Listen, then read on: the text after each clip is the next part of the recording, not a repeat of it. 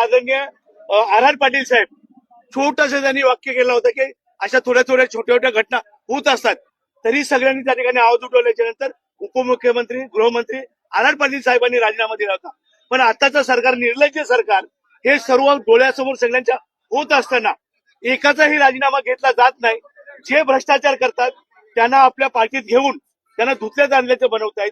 त्यांच्याकडे गेल्याच्या नंतर मला वाटतं ती जी वॉशिंग पावडर आणलेली आहे ती भ्रष्टाचार मंत्र्यांना जवळ घेऊन या महाराष्ट्राचं वाटोळं करायला घेतलेलं आहे. त्या ठिकाणी मतदानाची चोरी होतीये. आता महाराष्ट्रामध्ये काय चोरी व्हायचं बाकी राहिलंय? महाराष्ट्रामध्ये ना आमच्या महिला संरक्षण आहेत, ना आमच्या युवकांना या ठिकाणी नोकऱ्या आहेत.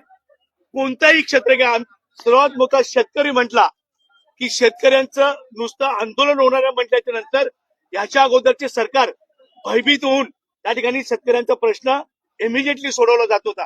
पण आजचा जे 2014 पासून आलेले सरकार टोटली फेल झालेलं आहे.